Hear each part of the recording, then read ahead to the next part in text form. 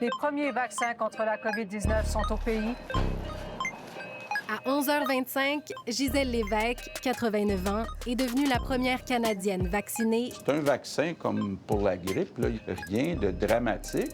Un vaccin tant attendu, créé en un temps record et distribué à l'échelle mondiale. Après tous ces défis, les autorités de la santé font maintenant face à un autre obstacle. L'hésitation à la vaccination, un phénomène amplifié par la montée des théories du complot. On ne va pas se laisser vacciner contre notre gré! Êtes-vous pro ou contre des vaccins? Ah non, moi, je veux rien savoir de ça, là. Je voudrais savoir pourquoi. Parce que, voyons, c'est ça qui rend malade. Il y a toutes sortes de trucs, de cochonneries dans les vaccins. Puis tout ça, c'est une mafia, une grande mafia médicale.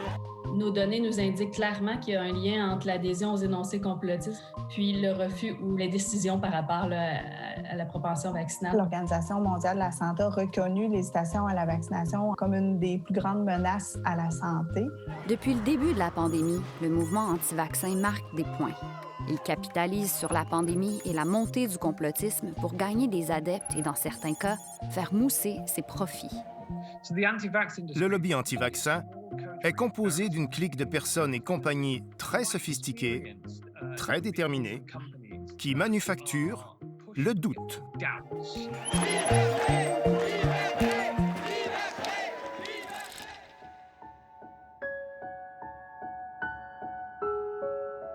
On a fait un montage de toutes ces photos, des beaux moments de sa vie, là, tu sais.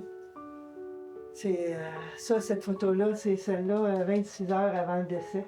Il y a une douzaine d'années, Linda Morin a vécu un véritable cauchemar. Bien, Annabelle, comment tu trouves ça? Merveilleux! Ah ouais? En 2008, sa fille unique est décédée à l'âge de 14 ans, 2 semaines après avoir reçu la 2e dose d'un vaccin contre le VPH. Annabelle était en santé, elle n'avait jamais été malade. Tu sais, c'est un enfant qui, écoute, elle était dans les chevaux, elle tripait au bout, là, tu sais, elle vivait 100 000 à l'heure, cet enfant-là. Là. Fait qu'il n'y a pas eu de signe avant-coureur pour quelque chose comme ça arrive. La coroner a conclu que la jeune fille s'était noyée dans son bain à la suite d'une perte de conscience, mais n'a pas été en mesure d'établir ni d'éliminer un lien entre le vaccin et le décès. C'est sûr, pour moi, c'est le vaccin. C'est trop chronologique. J'ai remarqué que vous avez une page Facebook pour Annabelle. J'ai la page Facebook depuis 2009. Cette page Facebook, des militants anti-vaccins ont tenté de la prendre d'assaut. Mais moi, j'ai été obligée de le mettre privé. Je suis privée justement pour filtrer. Parce que si c'est pas privé, bien, tout le monde publie n'importe quoi, puis là je perds le contrôle. Linda Morin ne souhaite pas être associée à cette croisade. J'ai toujours dit que j'étais pro-vaccin. Je suis encore pro-vaccin.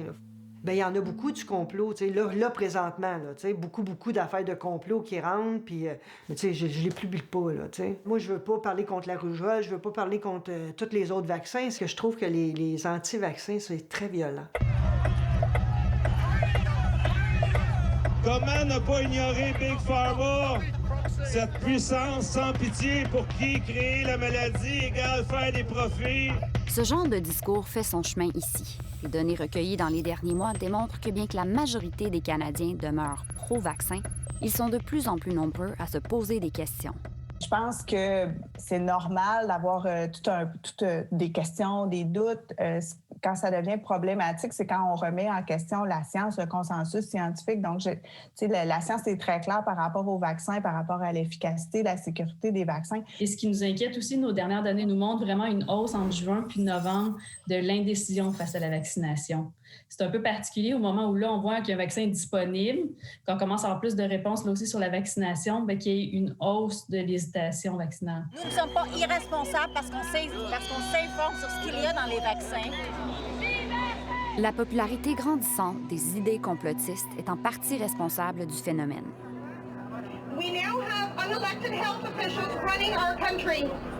And they're all saying the only way this tyranny will end was with a vaccine.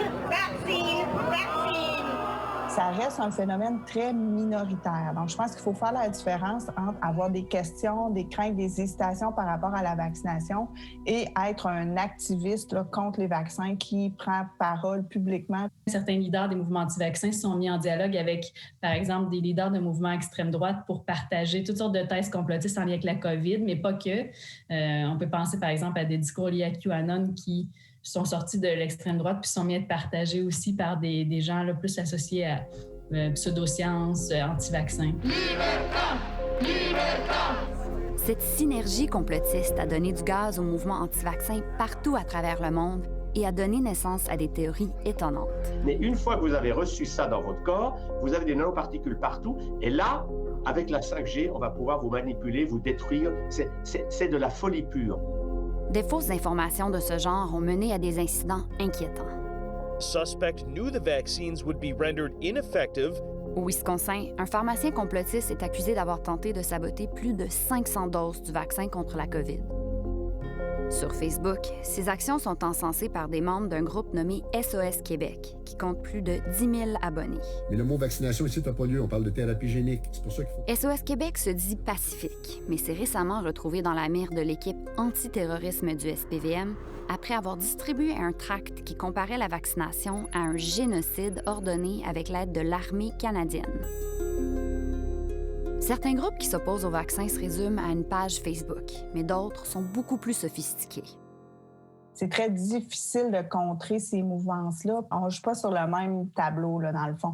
Quand on essaie d'amener des arguments scientifiques, ces groupes-là vont choisir certaines parties des études, en rejeter d'autres.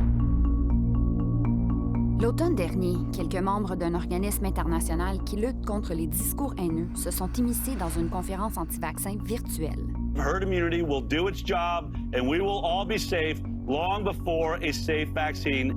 Ils ont constaté que les grands joueurs de ce mouvement avaient un message à passer, mais aussi des choses à vendre, comme des huiles essentielles, des suppléments et des formations.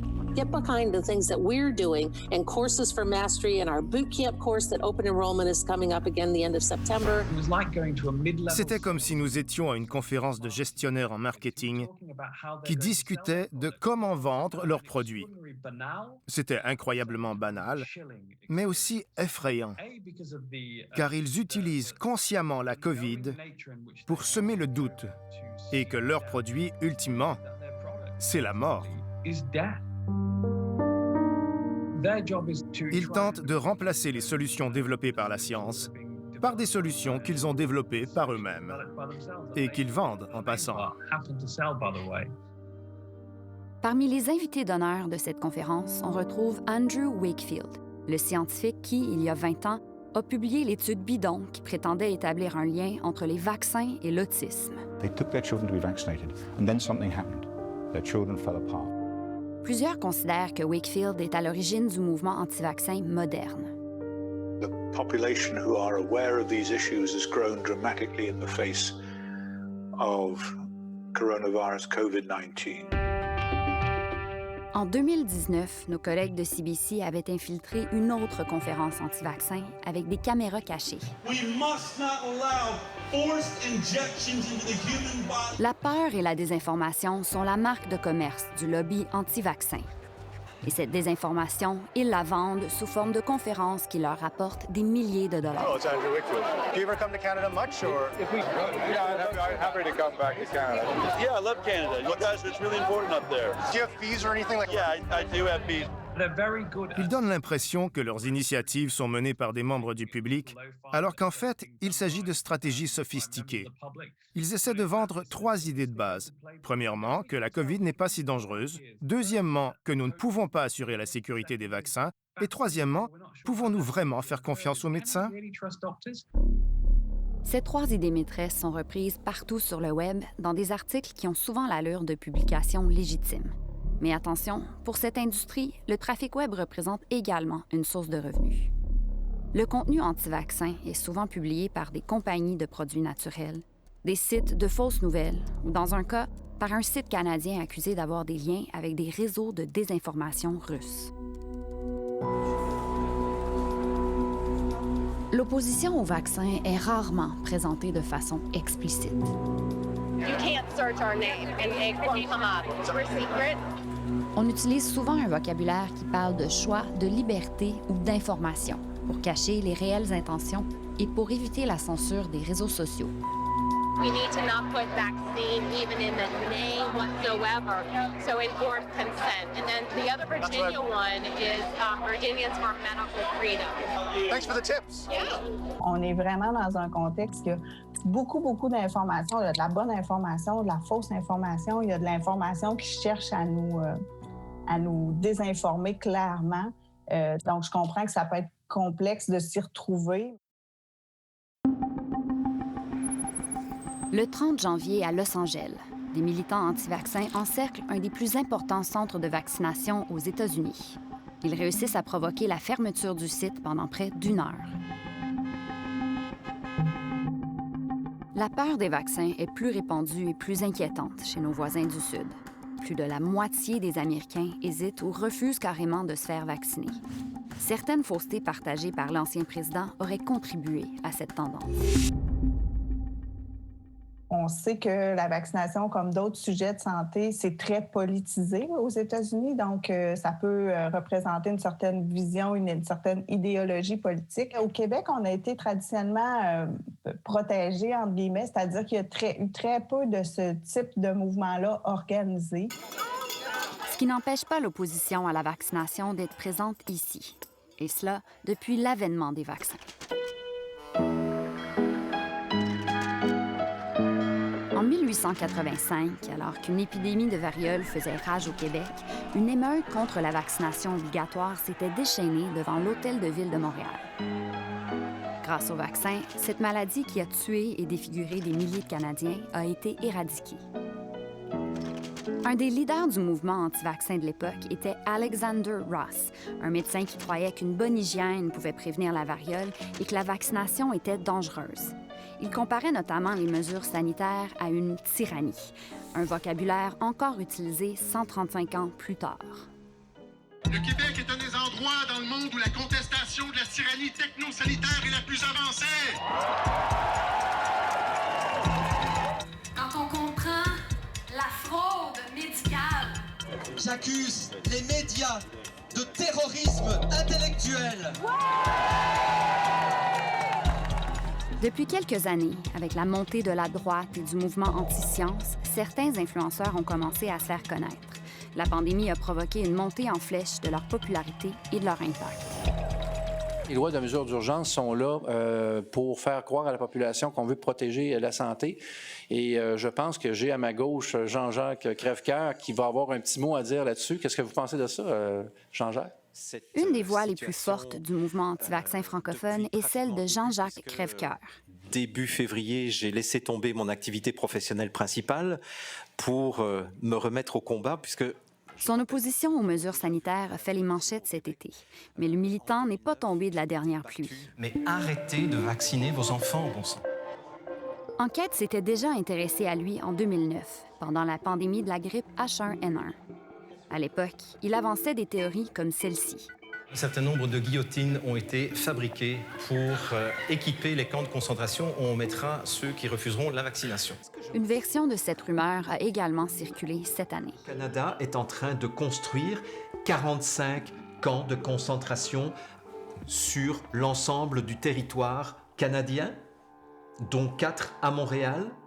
Il ne s'agit pas de camps de concentration, mais plutôt de sites de quarantaine pour les voyageurs étrangers.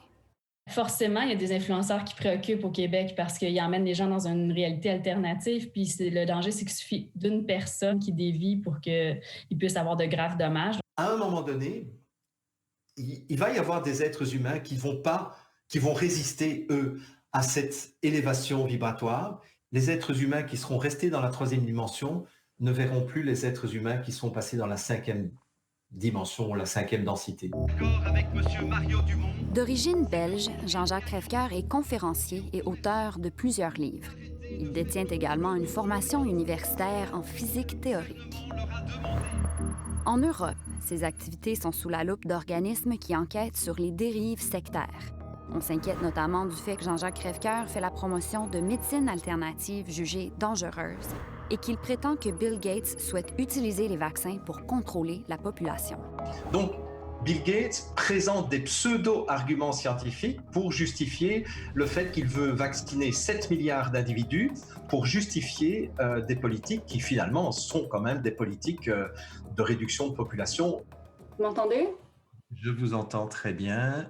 En entrevue, Jean-Jacques Crèvecoeur a réitéré son opposition au vaccin en s'appuyant sur des faussetés. Ce n'est pas un vaccin COVID-19. C'est une injection potentiellement létale d'ailleurs.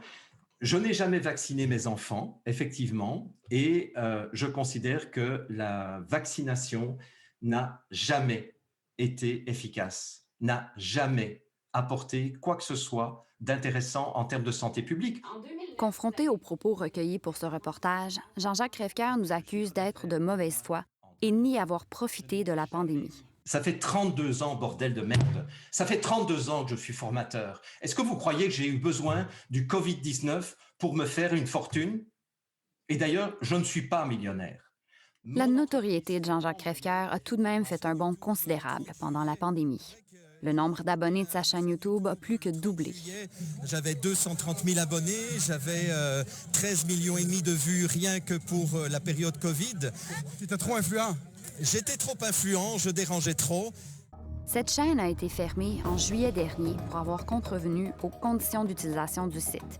Mais sa page Facebook est toujours en ligne avec ses 340 000 abonnés et ses fausses informations. Vous en avez marre de vos grands-parents ou de vos parents? Conseillez-leur simplement de se vacciner contre la grippe saisonnière 5 ans d'affilée et vous multiplierez par 10 les chances pour eux de contracter la maladie d'Alzheimer. Des propos mensongers mais tolérés par Facebook. Selon Imran Ahmed, la complaisance des géants du Web s'explique par l'appât du gain. Les réseaux sociaux ont donné la portée à ces gens-là qui leur a permis d'infecter autant de désinformation. La publicité représente 95% des revenus des médias sociaux. Alors ce qu'ils veulent, c'est qu'on continue à naviguer sur leur site afin qu'ils puissent vendre de la pub. Le trafic généré par les anti-vaccins représente $1 milliard aux géants des réseaux sociaux. Dans un courriel, Facebook nous a dit qu'ils identifient les pages qui partagent des fausses informations sur les vaccins afin de limiter leur importance dans le fil d'actualité et qu'ils évitent de recommander ce type de contenu. Mais nous avons constaté qu'en cliquant « J'aime » sur des pages Facebook anti-vaccins, le site nous proposait une foule d'autres pages semblables. On a besoin de mesures prises maintenant pour s'assurer que ceux qui tentent de miner la sécurité biologique du monde entier ne pourront pas le faire. L'outil principal pour lutter contre ce mouvement reste l'information. Là, les vaccins sont arrivés assez rapidement. Je pense que les équipes de communication n'étaient peut-être pas nécessairement outillées. Mais le vide dans les discours autour des vaccins, bien, il a été comblé par des acteurs qui ne sont pas nécessairement les acteurs qu'on aurait souhaité qu'ils prennent l'espace, entre autres là, dans les réseaux sociaux. Le ministère de la Santé et des Services sociaux nous a dit que le lancement de leur stratégie de communication concernant le vaccin est imminent.